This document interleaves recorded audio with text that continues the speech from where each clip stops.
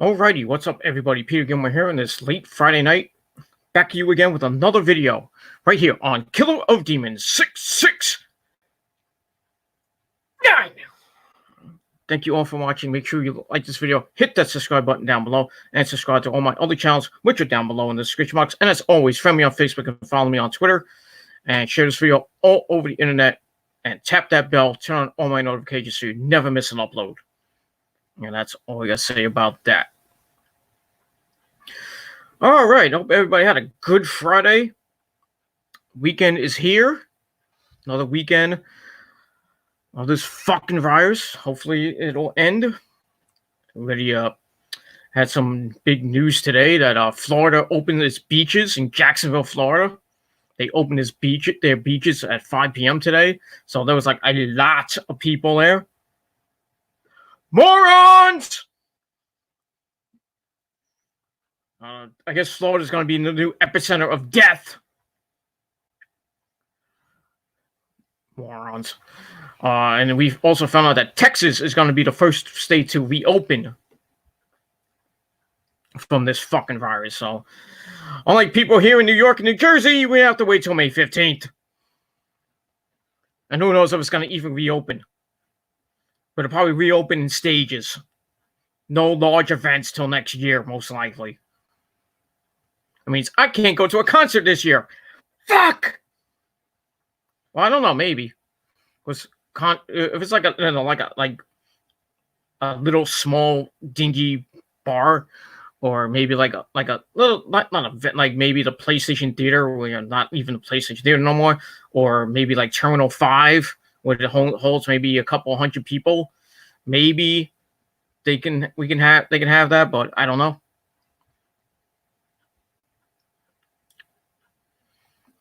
I don't know what's gonna happen with that.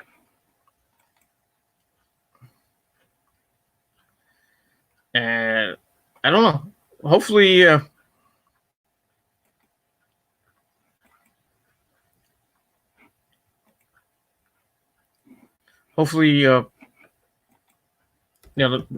New York City will open soon, so I can get to New York City. And sorry, I'm just doing multitasking right now. So hopefully New York City, New Jersey will be open pretty soon, and we can get back to normal. Hopefully by June 1st. Well, hopefully by May 15th, they'll raise the restrictions and we can go into New York City. But like I said, there's going to be like social distancing protocols we have to do. So social distancing, I can't even say it, will still be intact, but under certain protocols at certain places. Probably same thing will happen at the supermarket. Same thing, 6 feet apart. A lot of crap. But a lot of more people, hopefully the economy will open in about a week and a half or so. So we get people back to work. And then slowly but surely, we can get the city back up and running. The cities back up and running. And go about our daily business like we used to do before this fucking virus hit. But it's only going to take a matter of time. We'll have to see. We're going to... Here in the north, here in Jersey, and here in New York City, you have to wait another month, another 4 weeks.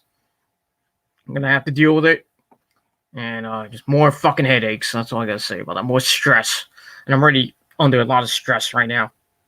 Fucking rib cage is hurting. I had to take like 3 pills just now. I'm a fucking mess, and I gotta work tomorrow, so I don't know if I'll be 100% to work tomorrow, but I'm going to have to go in anyways. I really can't take time off. That sucks. So I really wanted to, if I have to take tomorrow off, I really want to take tomorrow off so I can rest up for the weekend and go back in Monday morning. But we'll just have to see what happens. What's going to happen with that.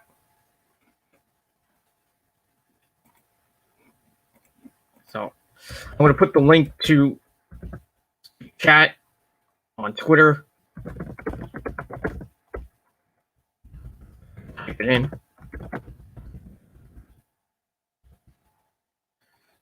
put the link out on Twitter. And I'm going to do the same thing on Facebook.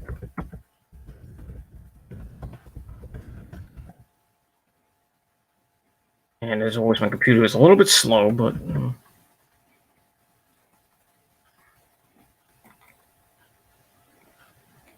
So we get that. All right, so we're done with that.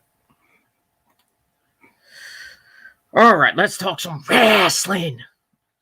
And this is your late night Smackdown review for April the 17th, 2020. Or if you're watching from somewhere else, April the 18th, 2020, from the Performance Center in Orlando, Florida.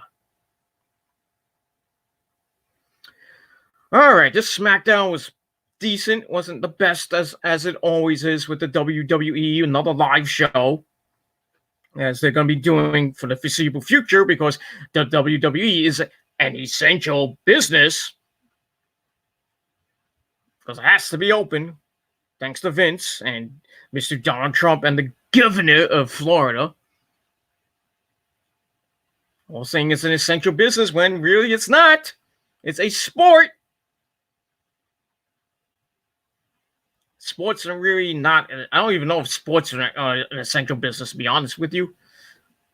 They could be. I don't know. I don't know. I don't know. I know. That's all I got to say about that. So, who knows? And hopefully this year we get sports. I fucking want football this year.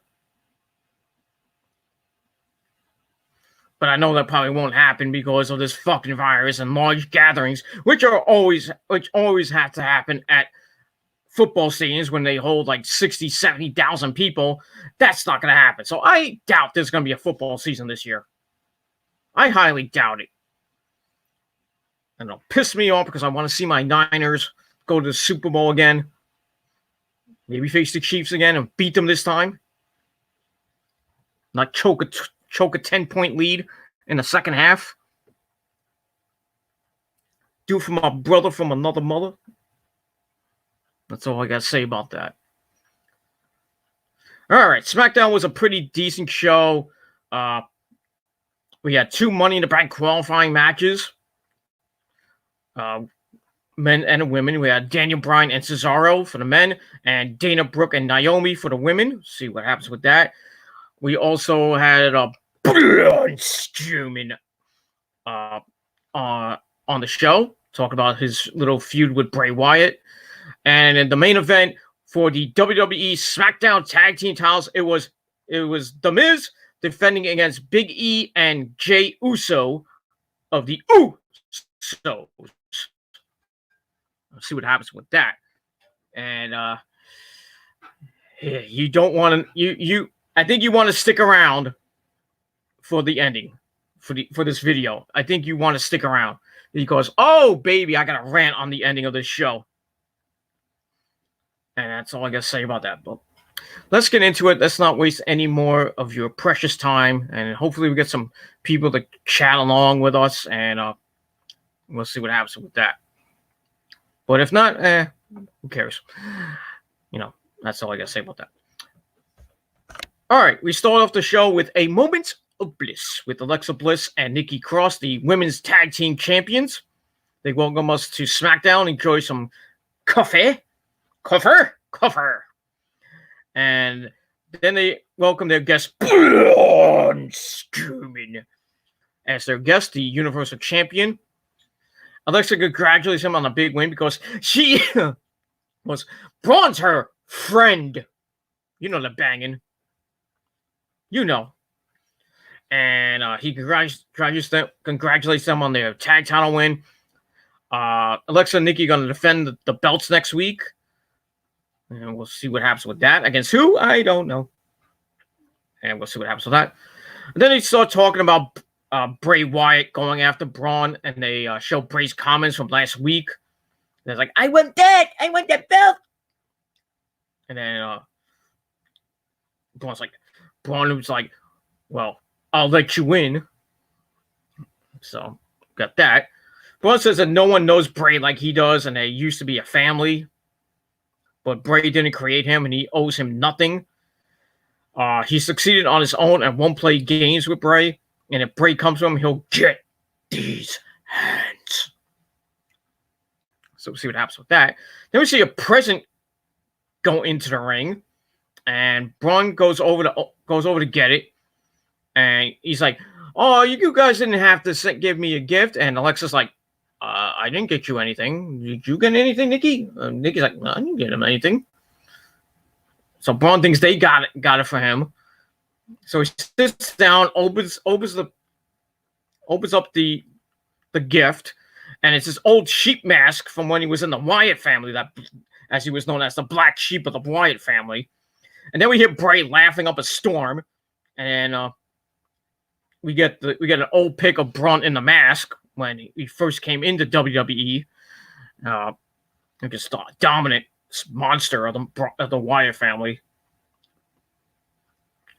So they show that. They show more Bray, and Bray laughs some more, and then they go to the Wyatt family. Well, not the Wyatt family, the Bray Wyatt stuff, and basically ends the segment. So I gave the segment 2.5 out of 5 stars, and more mind games from Bray, and we'll see what happens with that. And we move on from that, and we'll see what happens. So Bray versus Braun is now official for Money in the Bank.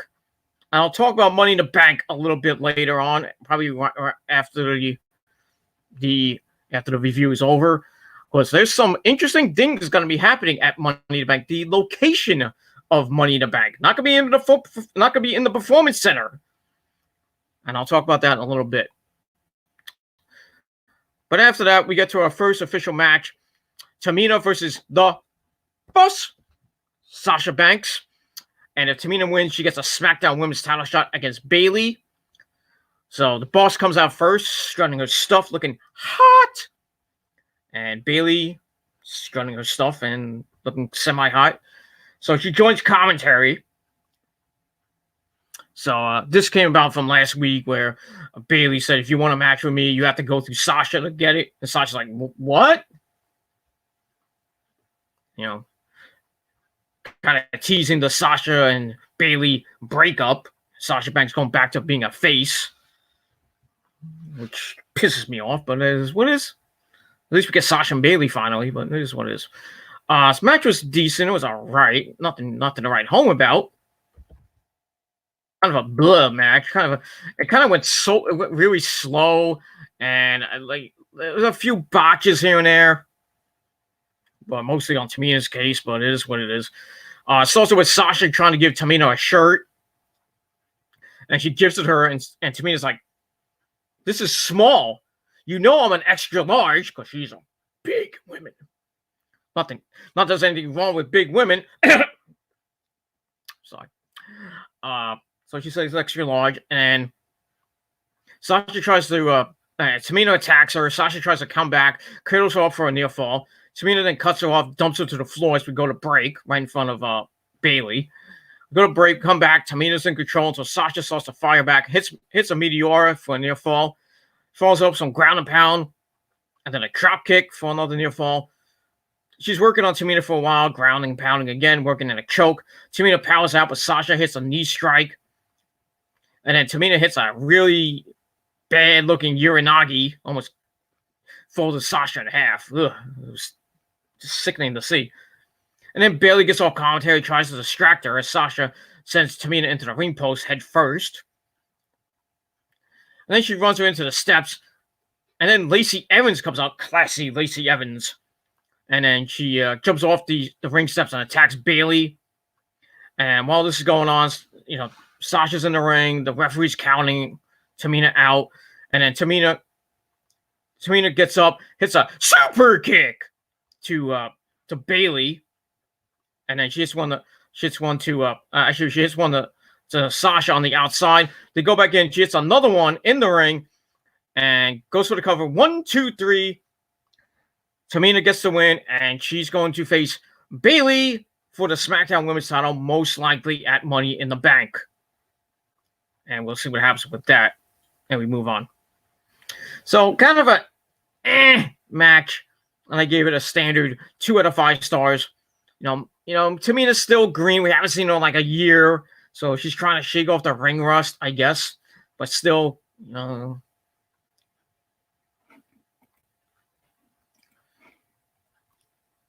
she's still not that great in the ring. And kind of didn't have a good flow to the match. And we'll see what happens with that. But we'll see what happens next week with all this. I think Sasha and Bayley are going to have an argument next week, and they're going to continue this teasing of Sasha and Bayley breaking up, and then they're going to eventually have a match, most likely at SummerSlam. Hopefully it's in Boston, but probably not, because we'll see what happens with the state of Massachusetts and the city of Boston between now and August. If the state reopens, and if we can have a lot of people in wherever SummerSlam is going to be. I thought it was going to be in Gillette Stadium,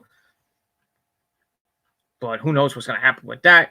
And even if Boston allows large gatherings, which I highly doubt, I think the major cities like Boston, New York, Los Angeles won't have any big sporting events until next year.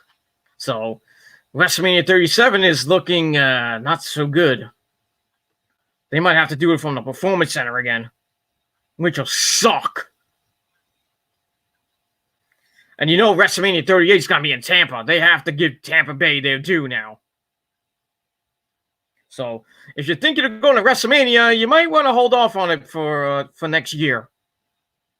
Just saying. But if you want to go to WrestleMania, I would highly suggest you go to WrestleMania 38, wherever that's going to be. Maybe in Tampa. Because they owe Tampa one. WrestleMania 37 is looking might be in the Performance Center next year, but who knows between now and March the 28th of next year. We'll see what happens. Hopefully we can get WrestleMania 37 in a large arena like in Los Angeles, and we can get NXT TakeOver Los Angeles, and we can get WrestleMania 37 from Silo Stadium in Los Angeles, California. But who knows with this fucking virus.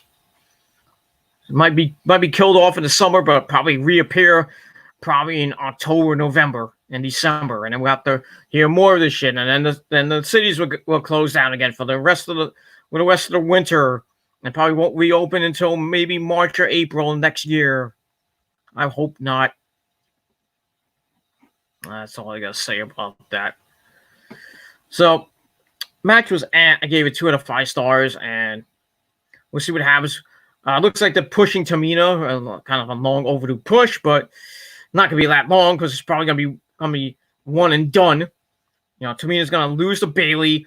Bayley's gonna keep her belt, and then we're gonna get Bayley and Sasha for the next 3 months until they finally clash at SummerSlam. And Sasha's probably gonna win the belt, and probably with that. Because I think the Money in the Bank win is obvious is going to Shayna Baszler. I was thinking a second one was going to be Naomi, but I'll get to that in a minute.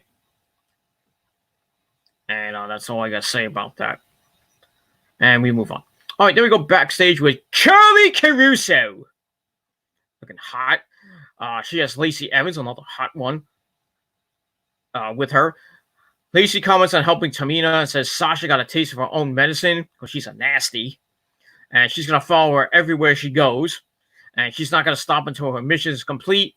Then she holds up her fist and it has Sasha on it and a big circle cross like no Sasha.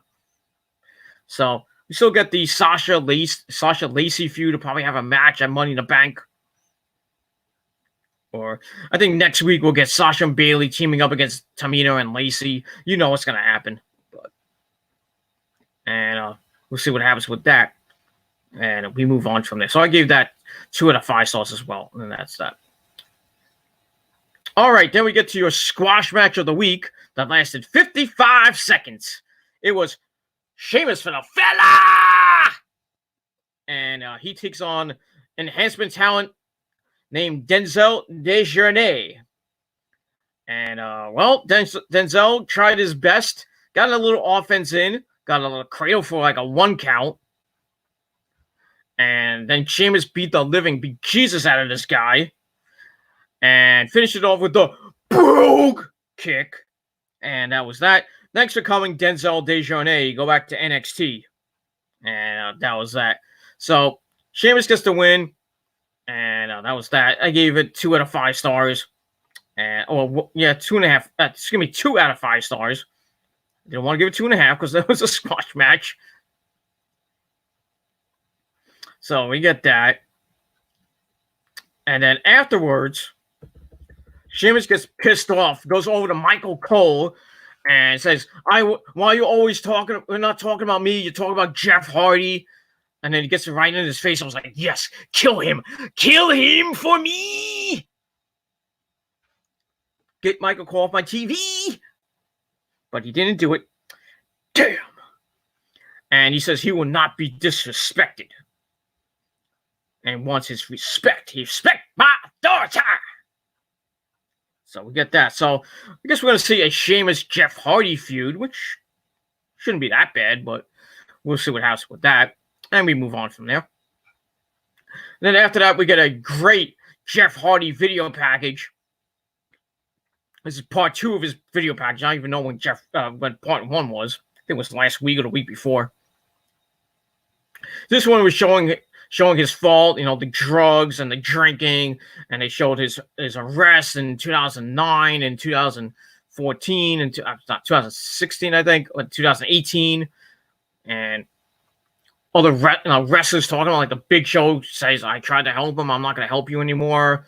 I had Christian, Samoa Joe, and I think that was it. I don't remember anybody else, but basically showing his the rise last time, the fall this week, and then in part 3 next week, we're going to see the retribution and his return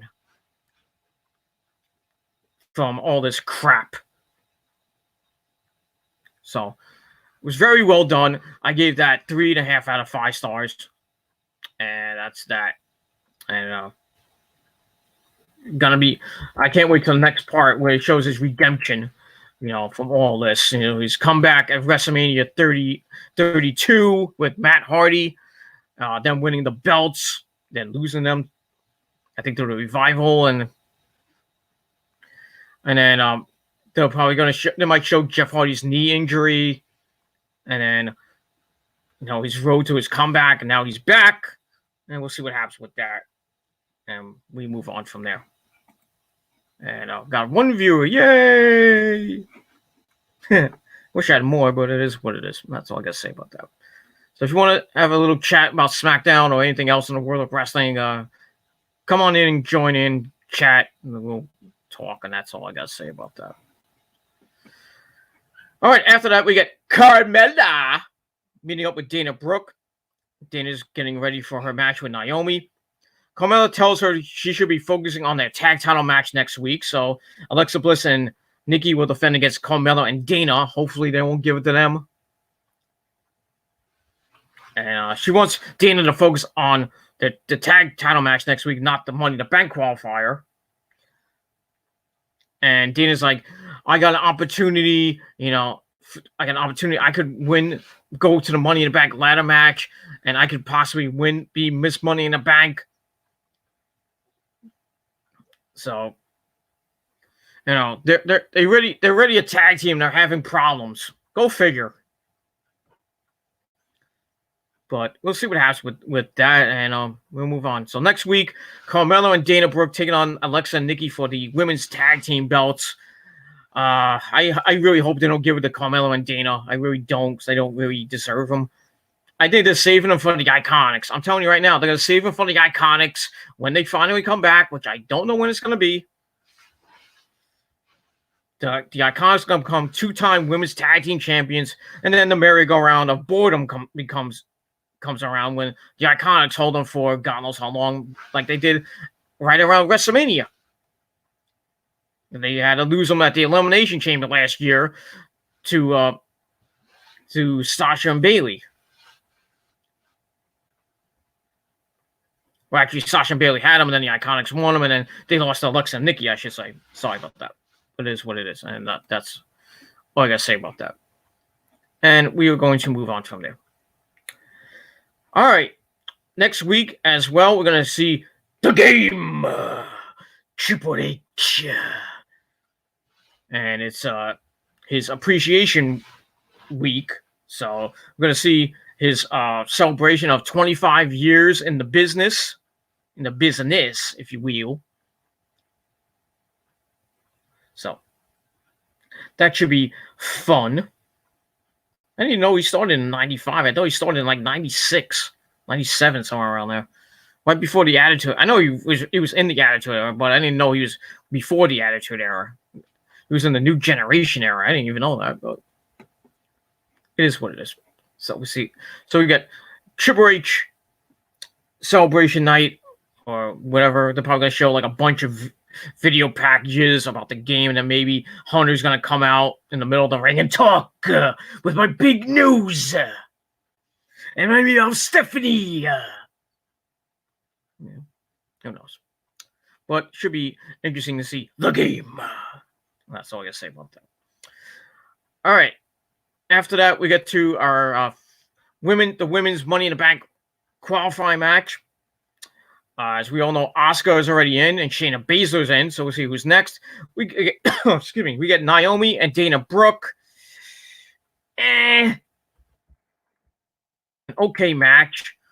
Starts with Naomi getting a quick cradle for a near fall. Then she goes for a crucifix, gets another near fall out of that. She hits Dana with a dropkick, but Dana quickly dumps her to the floor. They go back in. Dana grounds and pounds a little bit, taking control. Naomi then counters into a Gato clutch, and whatever that is, and then gets a near fall. Then she hits the scorpion kick, and a disaster kick for a near fall. Follows also more kicks until Dana counts into a power bomb for a near fall. Dana tried for the cartwheel splash. Naomi countered it and hits the rear view. And it looks like she was about to go for the pin, but Dana clears off for a near fall. And then Naomi hits another rear view, gets a near fall out of that. Goes to finish it off with a split-legged moonsault, and she missed. And then Dana hits a 1925 sunset flip for the win. Kind of a corny finish, but it is what it is. And Dana Brooke is in the Money in the Bank ladder match. Why? Really, why? Can somebody tell me why Dana Brooke is getting a freaking Money in the Bank opportunity? You know she's not going to win. She's going to get destroyed in that match. Somebody's going to do a big spot to her, and she's going to really take it hard. No pun intended, but it is what it is. So, I don't know. I don't know. They're pushing Tamina, gets a title shot, and now Dana Brooke gets a contract opportunity. They're pushing the people they don't really need anymore. I don't understand. It feels like Jinder Mahal and, all over again. Like they pushed Jinder Mahal and he became world champion. And then they were pushing other jobbers. I forget who it was, but they got a tag title shot. I think it was Hawkins and Ryder, I think. And then they became tag team champions. Yeah, they're pushing the jobbers again. They are. That's all I got to say about that. And that was that. All right, then they recap the Otis and Mandy love story. Culminated at WrestleMania with Mandy hitting Dolph Ziggler in the nutsack and then taking care of Sonya Deville. And then Otis and Mandy get together. They share a little kiss, and then are happy, and they're making babies. No, not making babies, but it is what it is. They should be, but it is what it is.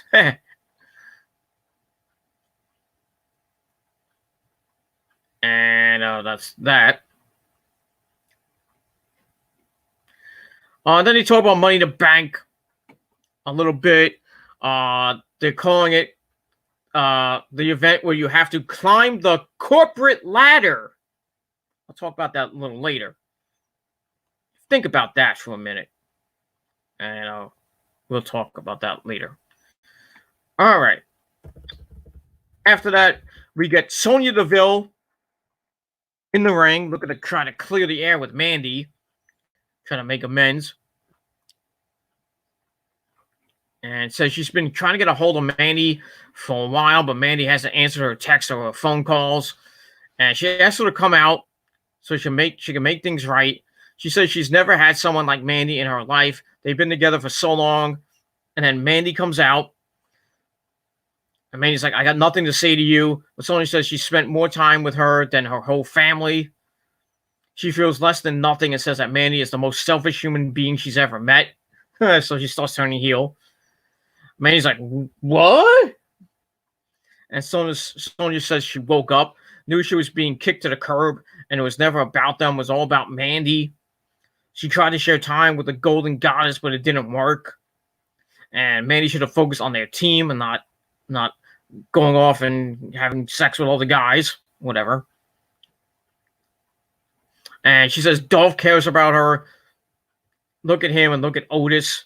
They could have been champions, but Mandy ruined it. Yeah, it kind of did. So Sonya has some points here, if you want to go there. All she wants is to see Mandy hurt. You may be pretty, but you're nothing but a dime a dozen bottled blonde created in a lab. Damn. She could have said blonde-headed bimbo. But it is what it is. And she refuses to be second fiddle to the Barbie. She knows her better than anyone, and she's going to ruin her and prove she's the best and not a centerfold bitch. Eeh. Damn, I wish Playboy was still around and maybe Mandy Rose can pose naked for all of us to see, but not going to happen. We have to see that on our dreams, gentlemen. That's all I got to say about that. And then Dolph Ziggler comes out. It's like, please, Mandy, please reason. Please listen to reason. And it says Mandy can't deny what they had. He says he made a mistake, tells her to admit she feels something for him. And then out of nowhere, Sonya attacks. And Dolph's like, why did you do that? Why the hell did you do that? And then Otis comes out. And then he goes after Dolph, beats the crap out of him. And then Mandy goes after Sonya, but Sonya bails out. And so does Dolph. But Dolph returns, gets laid out by Otis. And then Otis hits the Caterpillar, laying them out. So, a mixed tag team match is going to happen. Maybe next week on the show, or most likely at Money in the Bank. But we'll see what happens with it. So this was okay. Furthers the storyline a little bit. So that's pretty nice. So I gave it 2.25 out of 5 stars. And that was that. And that's all I got to say about that. And if you're just watching right now, don't be shy. Join the chat. Join the conversation. And we're talking about wrestling and Smackdown and other things in the world of wrestling. And that's pretty much all I got to say about that. All right, then we get Michael Cole talking about the life and career of the Fink, Howard Finkel, who passed away yesterday. You can check out my tribute video to him on the Metal God 669 channel. Just click on the channel link and go right there to the video. And Cole says he tore on the ropes, and then we get a big Fink video package. That was pretty nice. Nice way to. They did an in memoriam to him at the start of the show, which was pretty nice as well. NWA and the NWA did it on their Facebook page. I think AEW did something as well. I don't know if Impact did anything, but we'll see what happens. Oh, by the way, Impact has a pay-per-view this weekend. Did you know that? I bet you didn't. But yeah, they're having Rebellion this weekend from somewhere, I don't know. Maybe some empty arena, I don't know. Or maybe they taped it in advance. Because they've had their tapings for so long, I don't know. They taped like 8 to 10 weeks of content in either in Mexico or in Las Vegas. So, yeah, so Impact's got a pay-per-view. So I guess we can get to watch something this weekend. If you care to watch the Impact product and you care to watch Rebellion, I know Andre Cobil's going to watch it. But I digress, so we'll see what happens with that. And I'll do my predictions for the show tomorrow. I will watch a little bit of the pay-per-view Sunday night. Maybe give you a review Sunday night before I go to bed and hit the head. But yeah, I'll watch a little bit of the pay-per-view. It's not really a major card. I know it's like Tessa Blanchard taking on Eddie Edwards and Michael Elgin for the TNA World Title. Then it's Sami Callihan and Ken Shamrock. I think in a death match or something like that, or something like that. Because I didn't hear if it was going to be a submission match or it was going to be like a hardcore match or just a straight up match. But they had a contract signing this week, and it kind of got a little testy and stuff. And that was that. Other than that, I really haven't followed Impact in a while, so see that. I'll do my best to give you all the predictions and everything, but just see what happens. All right, then we get The Miz talking about his title defense tonight, calling it horrible and a miscarriage of justice. Well, the whole tag team division is a miscarriage of justice. Go with that. So, and that's pretty much all I can say about that. All right, after that, we get a look back on last week's debut of the Forgotten Sons. So you throw them in the division. Not that I'm gonna do anything. And that was that. And we move on from there. All right, after that, we get to the men's Money in the Bank qualifying match. The first person is gonna go in because we have matches on Raw this Monday night. Rey Mysterio and who's he taking on? I forget who he's taking on. I forget. I know it's Aleister Black and Austin Theory and Apollo Crews and MVP. I think Ray's fighting. I forgot. It'll come to me, but if anybody knows who Ray's fighting on Raw, let me know. Put it in the chat if you want. And that's pretty much it. All right, so we get to the men's Money in the Bank qualifying match. Daniel Bryan, yes, takes on Cesaro. We had Shinsuke Nakamura and Drew Gulak at ringside, respectively. They start off locking up, and then Cesaro takes control until Bryan sends him to the floor, falls out with a suicide dive. And then right before we go to break, we get that mystery hacker thing, which we all know is Ali. Yes, it's going to be Ali. You can tell with that symbol, that circle, it's got to be Ali, which is so stupid. If it's Ali, it's a really bad idea. But if it's not Ali, I would be interested who it could be. But most likely going to be Ali, but who knows? So basically, talk about lies and truths and claims the truth will be heard.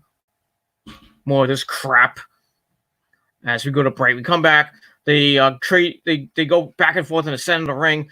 Bryan then goes to some ground and pound, starts targeting the left arm of Cesaro, gets an armbar. Cesaro powers up and slams his way out of it, and starts to control Bryan with some kicks.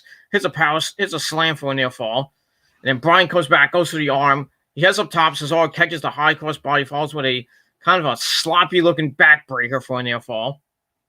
He had to do it one-handed, so it kind of looks sloppy. Falls up with a sharpshooter, but Bryan goes to the ropes. Then he hits the running uppercut, tiger uppercut on the floor as we go to another break.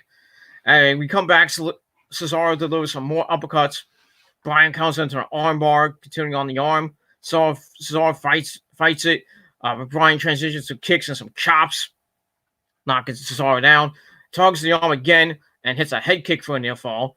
Falls up with some elbow strikes. And then Cesaro comes back, powers up, and hits a Death Valley driver into the turnbuckle. Ow. Then he hits what looked like the GTS for a near fall. He hit like a GTS knee strike. And got a near fall out of that. Knocks in the crossface with Bryan, counts into the yes lock. Cradles him up for a near fall. Then Cesaro hits a wicked clothesline. Falls with some uppercuts. And then Bryan goes for a moonsault. Cesaro catches it. Bryan counters into the yes lock as Gulak holds off Nakamura, and Cesaro has to tap out. So, wasn't a bad match for a first time ever match. I believe that this is the first time they ever fought. I don't think they fought in Ring of Honor. I think Cesaro wasn't there in 2009. I could be wrong, but it was way before he started teaming up and fighting with Chris Hero, forming the Kings of Wrestling. But I think it was a couple years after that, but who knows. Anyway, so Daniel Bryan gets the win. He is the first entrant into the men's Money in the Bank ladder match. Pretty good match. I gave it 3 out of 5 stars. And that's pretty much all I got to say about that.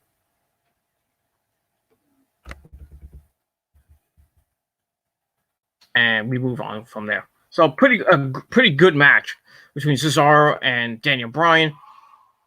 And that's all I got to say about that.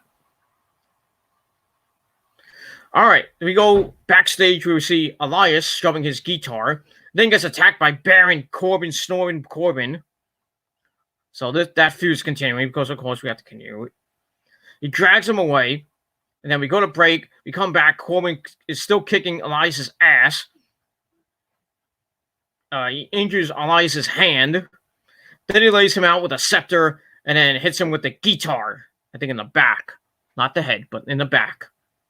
So I think he broke the guitar over in the back or something like that. But yeah, we're going to see Elias versus Baron Corbin. Probably, maybe at, it won't be at Money in the Bank because, as I'm going to get to it, Corbin's in a Money in the Bank qualifying match against Drew Gulak. So I think Corbin's going to win that. So Corbin's going to be in the Money in the Bank ladder match. But I think Elias is going to screw him over. And then we're going to get another match between these two guys. It's going to bore the hell out of us. And that's all I got to say about that.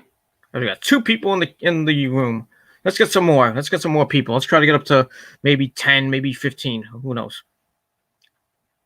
And that's all I got to say about that. So I gave that 2 out of 5 stars. I really don't care for the Elias Corbin feud. And that's all I got to say about that. Fuck them. Don't care. All right. Then we find out next week, we got Money in the Bank qualifying matches, Drew Gulak versus Baron Corbin, and Sasha Banks will take on Lacey Evans in a Money in the Bank qualifying match. Oh, guess who wins that one?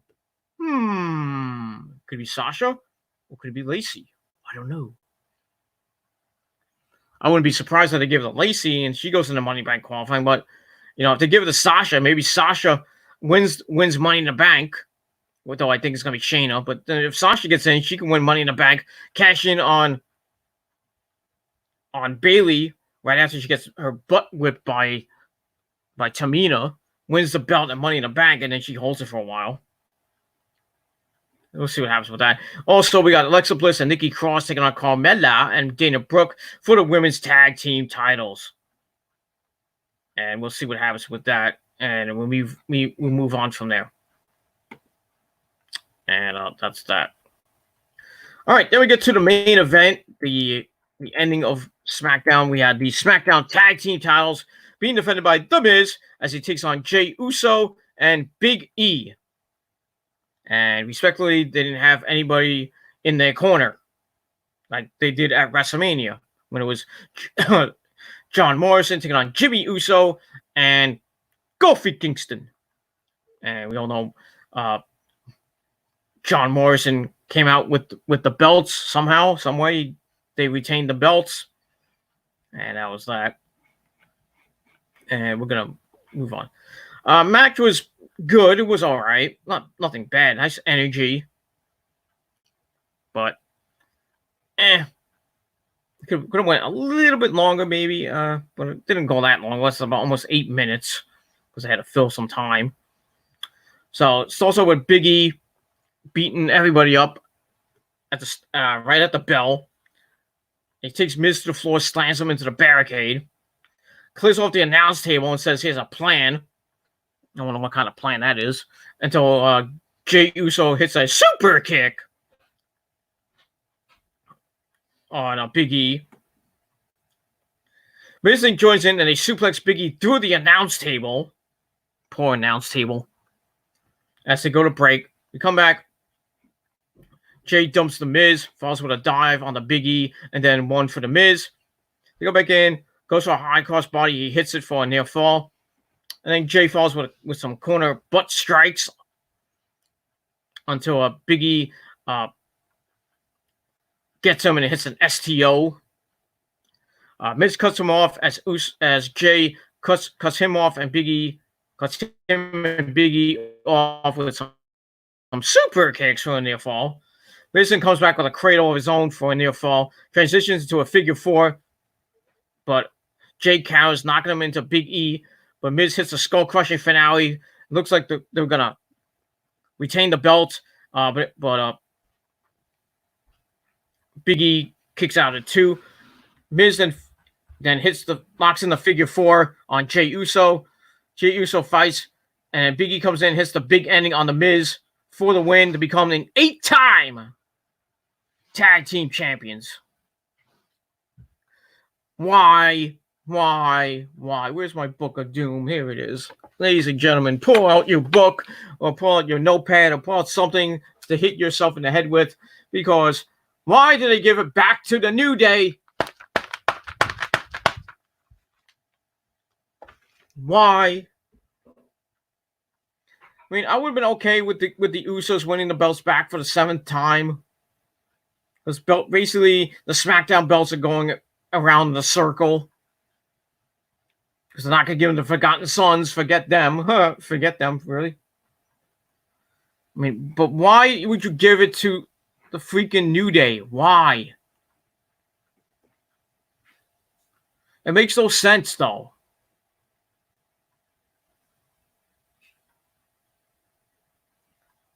Why did you give it to the New Day for the 8th time so they can bore us half to death again with another boring title reign? And this freaking feud between the Usos and now Miz and Morrison is going to continue on to Money in the Bank, most likely. When the belts might change again. Who knows? Why? So, they win the belts for the 8-time matches. All right, I gave it 3 out of 5 stars. I just didn't want the New Day to win. Because the New Day's act is getting really stale. And that was that. Afterwards, Big E celebrates as we get comments from Kofi Kingston and Xavier Woods. And that's pretty much all I got to say about that. So, not the ending I wanted, but still, they gave it to the New Day. Big E and Kofi are back as champions. The New Day back as champions. So we're going to hear, "Oh, people at home, don't you dare be sour. Clap for your 8-time tag team champs and feel the power." Gonna have to hear that for the next few weeks. Boring as fucking shit. Can't believe it. Fucking horrible. Fucking horrible. This company is fucking fucked up in the head. Who books this shit? Really? I just want to know. Is it Bruce Pritchard making the New Day champions, or is it Vince? I don't know. That's all I got to say about that. So that ends SmackDown. And was a pretty decent show. I gave it 6 out of 10 stars. But, having Tamina win, I knew that was going to happen. Because they was teasing Sasha and Bayley for SummerSlam. And, Dana Brooke winning the Money in the Bank qualifying match, and she's going to be a Money in the Bank. Why? I know they have to put somebody boring in the match, but I mean, Dana Brooke. Come on. You should have put Naomi in there. Just saying. They're really doing Naomi dirty. I don't know why. Naomi should be champion again, but most likely it's now going to be Sasha. But it is what it is. That's that. And then you have the New Day winning the belts. Why?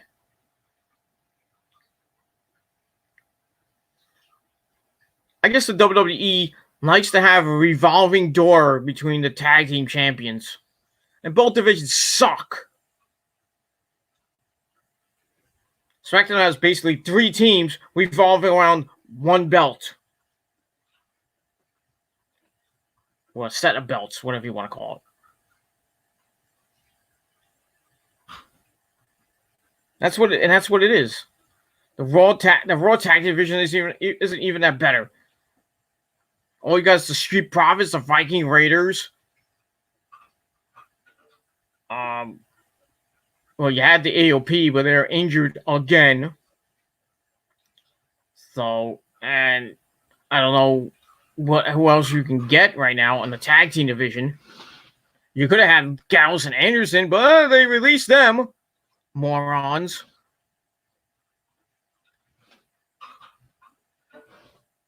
And I was gonna say you could put.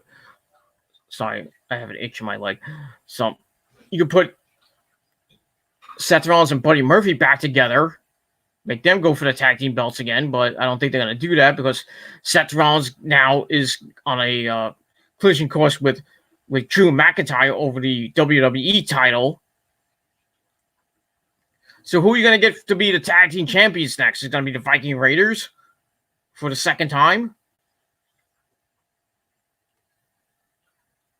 Or are you going to put some teams together? I don't know. The tag team division sucks. That's why AEW's tag team division is clearly much better. Ring of Honor is much better than WWE. And Ring of Honor has some decent tag teams. Still got the Briscoes. You got Jay Lethal and Jonathan Gresham as the tag team champions. You have Silas Young and Joe Hendry. You have the Beer City Bruiser and Brian Malonis, the Bouncers, as a tag team. You got Villain Enterprises still as a tag team. Marty's still there, don't forget. He's the booker now. You can put Bandito and Tracy, not Tracy Smothers. Tracy, I forget his name. Hot Sauce Tracy Smothers, I think his name is, in there. You put Bandito in a tag team with somebody, with maybe Flamito or whatever. Flip Gordon's still there with Villain Enterprises. So you can have Flip and Marty do Ring of Honor. Let them win the belts. You have Brody Lee and PCO go for the tag team belts. There's so many possibilities in Ring of Honor right now. But who knows what's going to happen when Ring of Honor eventually does come back, which won't be anytime soon. And next week was supposed to be Battlestar, their event at Terminal 5. And it was supposed to be, I think, the introduction of the Pure Title, not the introduction, the reintroduction of the Pure Title. The Pure Title was going to come back. We're going to have like a little tournament. But the Pure Title's coming back to Ring of Honor, and I like that. Not to say there's a lot of titles in Ring of Honor, but the Pure Title was one of those titles that was great. You know, AJ Styles, the first Pure champion.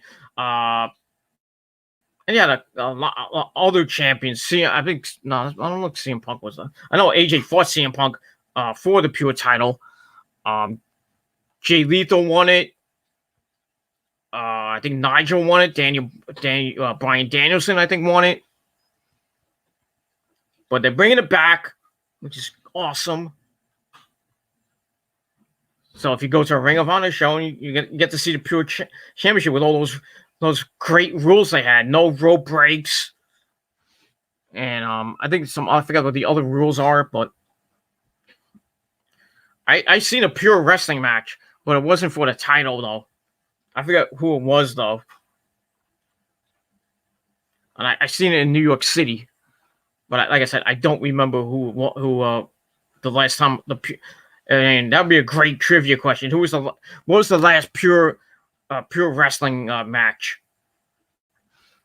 I wouldn't even know because I was there and I don't even remember. I had a brain fart when I was on Ring of Honor TV doing a pre-show for one of their events, and I didn't even know what was the last ladder match inside the Grand Ballroom, and I didn't know it was ANX and the Briscoes in Ladder War 3. I said Ladder War 3, but they wanted to know where it was. I said it was the Hammerstein being a doofus, and I lost. Could have met, the winner was supposed to get go backstage and meet one of their favorite wrestlers. I could have met fucking Adam Cole. I could have met the Bucks too, but I met them so many times I can count. So lost my chance, but I met them anyway, so it wasn't really a loss, but what are you gonna do? But yeah, the Ring of Honor tag team division is great. AEW's tag team division is great. You got the Lucha Brothers. You're gonna get the Revival soon, or the Revolt. Not the Revival. They gotta get the Revolt. That's their new name now, and with their weird names, Wheeler and I forgot what Dash Wilder's new name is, or it's gonna be Dash Wheeler and somebody else, or somebody. I forgot the names. I have to look that up. But they're gonna be there. Maybe Luke Gallows and Carl Anderson come in as the club, and kind of reform the Bullet Club a little bit, if you know what I'm saying. With the Elite, they can reform the Elite Bullet Club, or make the Elite stronger, or worse. Who knows? They can join the Inner Circle. You got SCU, whatever version of them they want. You got Kenny and Hangman Adam Page, who we haven't seen in God knows how long. And Jericho even mentioned it. Where was Adam Page? Probably getting drunk somewhere in Texas or wherever he lives. You got Dustin Rhodes and QT Marshall, a pretty decent tag team. You got the Dark Order, who I think going to be the next tag team champions. Any inclination of that might be Evil Uno and Stu Grayson, or it could be Brody Lee and Evil Uno, or Brody Lee and Stu Grayson. Who knows? Or if they add another member. I mean, they got enough members to begin with, but for those little minions, those little enhancement talents, one of them supposed to getting an opportunity. We don't know what opportunity he's getting, but we'll see. Yeah, AEW is so much better than that. It's better. I mean, AEW is much better than WWE. Let's state facts right now. AEW is better than WWE. I know they've lost the last 2 weeks of the ratings to NXT because they put on some mediocre shows, but I think AEW will come back and pick up some more wins on Wednesday nights, and that's about it. So yeah, the tag team division sucks on Raw and SmackDown. I just don't understand why they gave it to the New Day, but I guess we're gonna have to live with the New Day throwing out pancakes, and we can't really throw out pancakes to anybody because they just come out and clap, big clap, and then Big E's wiggling his dick around for all of us to see. I don't know. I really don't know. Fuck them. That's all I gotta say about that. All right, before I get to the news on Money in the Bank, let's go consult the chat, and we actually have a comment from Sean Whitmore. Oh, I know who this is. This is Fuzz, my good buddy Fuzz on the XWF boards, XWF99.com. Join the revolution, and you could face one of us in a match and probably lose. But Fuzzy Wuzzy is in the chat, and he says, actually like the show tonight. I may be desperate for entertainment, but SmackDown kept me awake till 4 a.m. Damn you. It's 4 a.m. where you live? Where do you live? Where does he live? Do you live like 3 hours away from somewhere? Do you live like in London or something? And don't do that too often anymore. It could be better, but we all know that. Yeah, we don't. We all know SmackDown and Raw could be better. And, well, both shows can be better. NXT could be much better, but the WWE is so watered down. We can't get good shows anymore. They're barely doing over 2 million views. I mean, NXT can barely get. They can barely get 700,000 views. I mean, they got the highest they got was 900,000. AEW can't get that anymore. They're barely getting around 600,000 to 700,000 views, sometimes 800,000 if they have a good show. But right now, the state of wrestling's kind of gone down a little bit because of this fucking virus. And I wish more people would watch wrestling due to the stupid virus. And we'll get somewhere.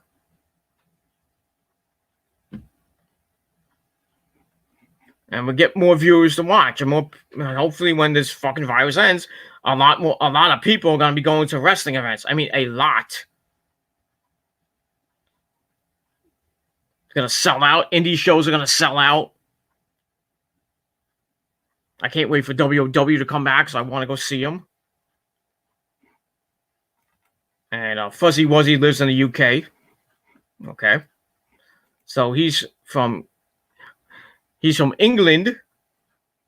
Those crazy bastards from England. I've dealt with many of those bastards. But I digress. But yeah. So Fuzzy Wuzzy's holding that Universal title up for me, but he's warming it up, but I'll try my best to beat him one day, but that day may never come. But the days of me being the XWF Universal Champion are kind of over right now.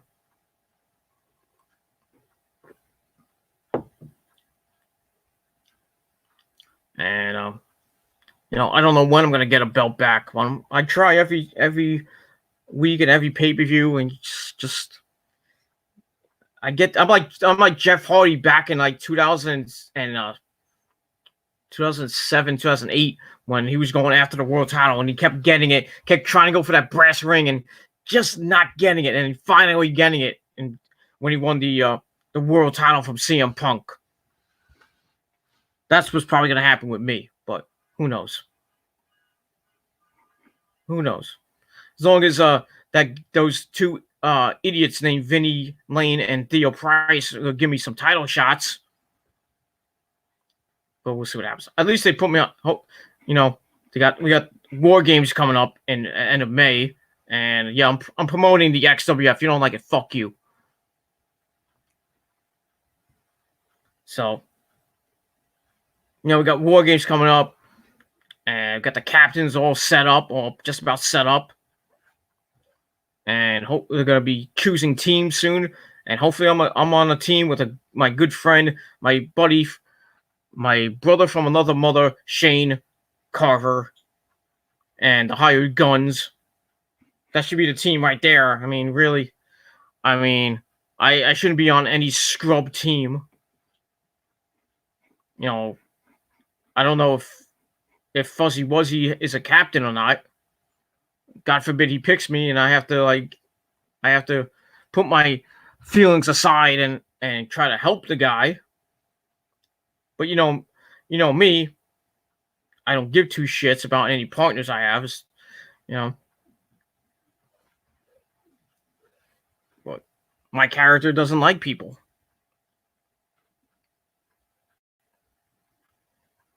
In general, in the real world, I don't like people. Some certain people I don't like on this website. You know who they are. But in the XWF realm, I'm a cocky bastard. Tells everyone to suck my dick. And fucks a lot of hot fucking people like his wife Maria Brink. But you know how it is. But that's the XWF. That's not the real world, but it is what it is. And Fuzzy Wuzzy knows that he's holding a belt for me. And a few other people. But, soon gold will be coming back around the waist of the man, the myth, the legend, the extreme icon, Peter Gilmore. Very soon in the XWF. And that's all I got to say about that. So enough about the XWF. But if you want to join the XWF, try your luck. XWF99.com. Register your character. You can be anybody you want. You can portray a guy like Kevin Owens, like I used to do. Now I'm portraying Adam Cole, baby. You can be the Undertaker. You can be Apollo Crews for all I care. You could be a celebrity, you know. We got one guy is Tom Cruise, and another guy is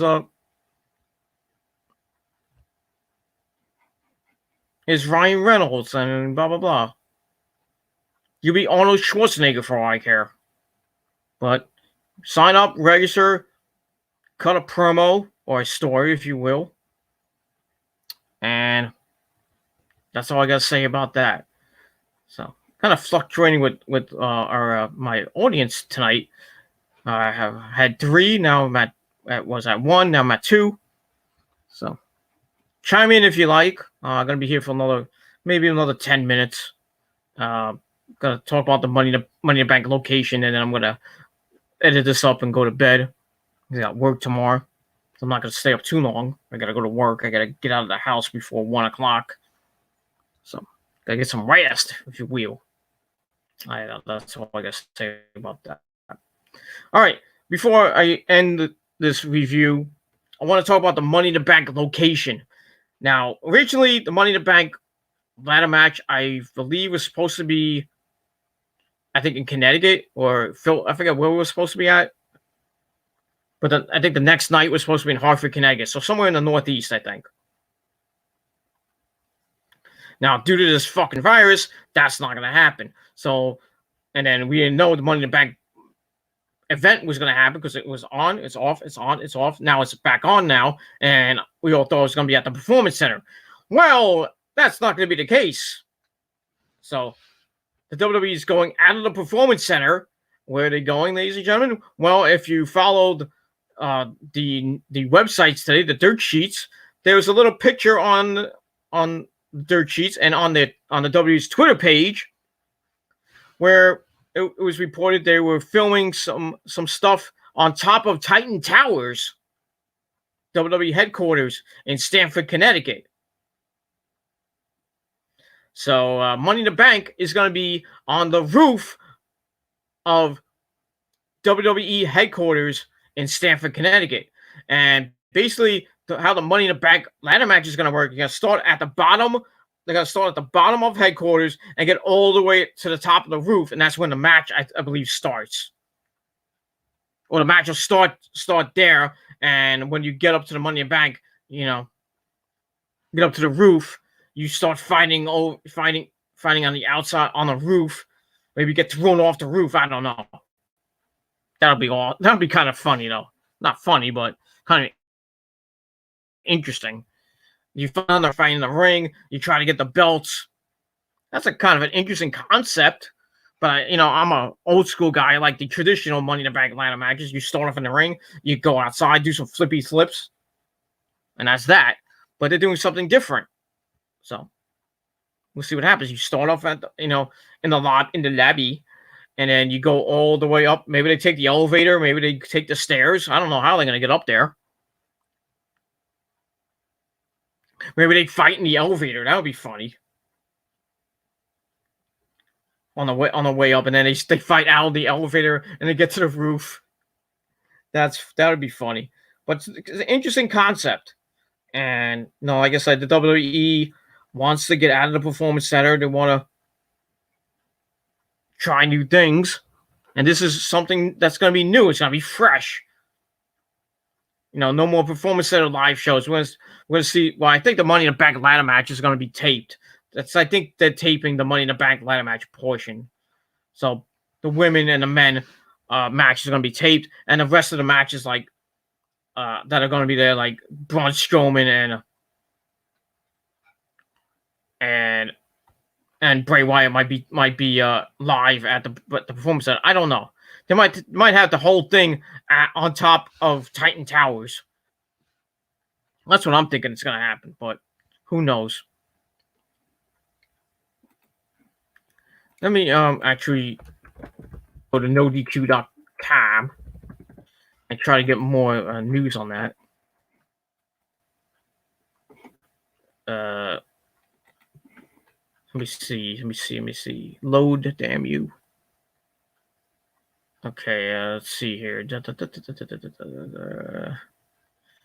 Oh, here's some interesting about the TV taping and the scheduling. Smackdown will air this evening live on Fox. Raw is going to be on USA Network this Monday. NXT will air on Wednesday, and then next Friday we get another live Smackdown. And then April the 25th, 2 episodes of SmackDown will be taped, which will air on May 1st and May 8th. And on Monday, April 27th, 2 episodes of Raw will be taped, one for that night. And so Raw will be actually taped early in the day. And the other one will fall on the week after, May 4th. And on Wednesday, April 29th, 2 episodes of NXT will be taped. One is for that night. The other will air on May the 6th. And then Monday, May 11th, an episode of Raw will be taped for that night. And 1 episode of SmackDown will be taped for May 15th. So that's the aftermath of Money in the Bank.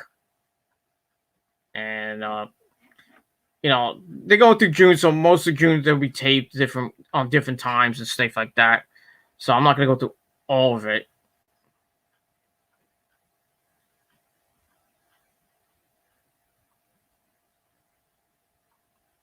And that's it for the scheduling of their live and tape shows for the next up through June and into July. So, if you miss it, you miss it.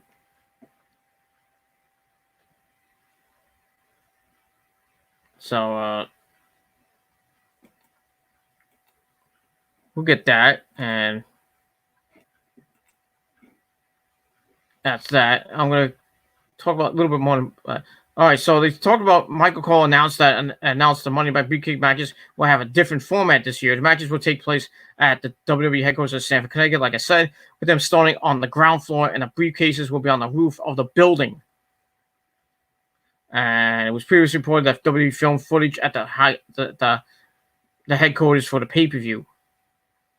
So, like I said, I think those 2 matches, the men's and women's Money in the Bank ladder matches, will be at the WWE headquarters, and the other matches may take place at the Performance Center. I don't know, or the whole thing takes place at headquarters. Who knows? We'll see what happens as we get closer and closer to the show, and that's pretty much all I gotta say about that. So that is it for my video. Once again, 6 out of 10 stars for SmackDown. We got new SmackDown Tag Team Champions in the New Day for the 8th time. Don't really like it. Don't care. We move on. We'll see what happens next week. We have Dana Brooke being the 3rd woman in the Money in the Bank ladder match for the women. We have Asuka and Shayna in there. Now we have Dana Brooke. And next week we'll see if it's going to be Sasha or Lacey. And that's that. And then in the men's qualifying match, we had Daniel Bryan punch his ticket to Money in the Bank, as he's the first entrant into the Money in the Bank ladder match. And that's that. And then on Monday Night Raw, we got 3 Money in the Bank qualifying matches. We got Aleister Black and Austin Theory, Apollo Crews and MVP. And we got Rey Mysterio, and I forget who he's facing, but we'll have to check that. Just check in Monday night and see who Rey Mysterio is facing. I forget who it was, but that's all I gotta say about that. So we got that. Monday Night Raw should be a pretty decent show from the Performance Center as we get closer and closer to Money in the Bank on May the 10th. We're a couple weeks away. Let me check here. 3 weeks away from Money in the Bank. So gonna see some good, hopefully some good shows between then and the go home shows, which should be pretty decent. And then Money in the Bank may be good, maybe bad, but it's gonna be interesting with those Money in the Bank ladder match rules and matches. They're gonna be from the ground floor all the way up to the roof. That should be very interesting. Kind of be probably shot like a movie or something like that. But we'll see the footage. Well, just the taped footage of the matches. Like I said, the other matches will probably be live from the Performance Center that night. Who knows? Or they might tape everything at headquarters. I don't know. And that's that. So that's it for my video. Thank you for watching this video. Leave your comments and your questions down below in the comments section. And as always, smash that like button to death. Hit that subscribe button on this channel and my other channels as well. Hopefully we get to 1,200 subscribers on this channel in the next few months. But I'm at 1174 right now. So I got 26 subs away from 1,200. Hopefully we get there. It'll be a nice little milestone, but we'll get there. 1,500 would be great, but we'll see what happens with that. And it's all up to you guys. And for subbing to my channels, sharing my content on Google Plus or anywhere on the internet, Facebook, Twitter, Tumblr, Instagram, Daily Motion, wherever you share your videos at, and get the word out. And hopefully more people can start coming into my streams and my podcasts and everything. I'll get more people in the chat. And that's pretty much it. So that's it. Thank you, Fuzzy Wuzzy, my good friend Fuzz, Sean Whitmore, for chiming into the chat. Thank you for watching. And anyone who's watching right now, thank you for watching. Hope you come back for my stream tomorrow night, where I'll be talking about Impact Wrestling Redemption. My predictions on TDC 166. And I'll talk about the event. Not going to be a long video. Not going to talk much about Impact. Because like I said, I haven't really followed the product that much. So you get like an abbreviated prediction show. And I'll talk about some of the matches here and there. And that's pretty much all I got to say about that on TGC 166 tomorrow night. Probably around this time. Or a little earlier around this time tomorrow night. And that's pretty much all I got to say about it. Then Sunday, I'm going to watch some of the pay-per-view. And then maybe give you my review right after that. Before I go to bed. Because I got an early morning shift on Monday. And I don't want to waste time staying up to like 2 a.m. Because I got to go into work at 7:30 a.m. So, because I got it like that.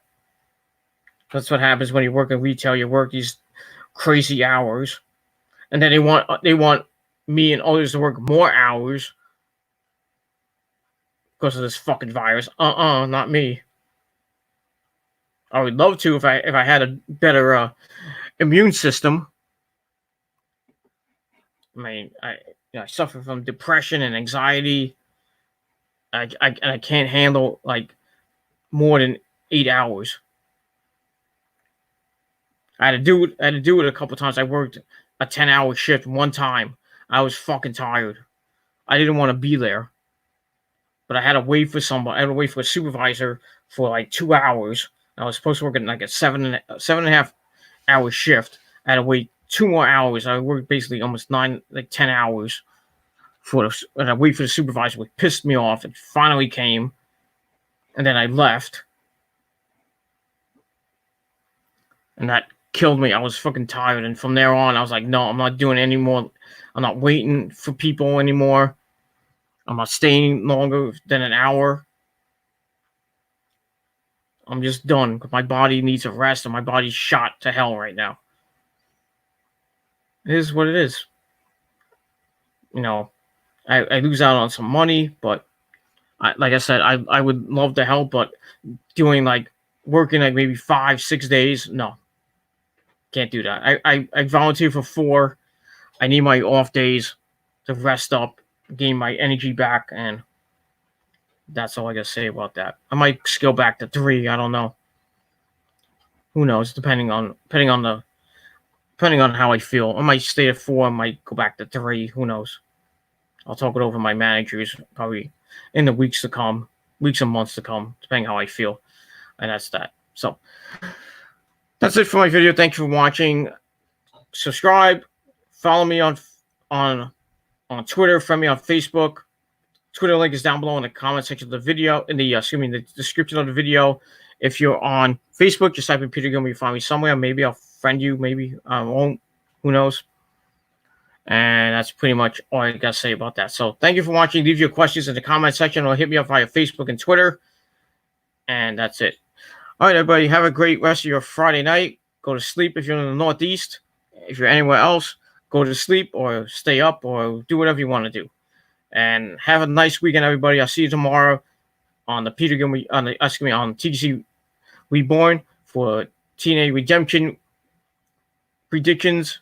And then Sunday night, TNA Redemption review and all that good stuff, getting you set up for the next week with Monday Night Raw on Monday night with a review. And that's all I got to say about that. So thank you for watching. I'm Peter Gomez signing off. Peace out. Rock on. If you're not down with that, well, fuck you, man. And that's all I got to say about that. I'm out. Peace, bitches.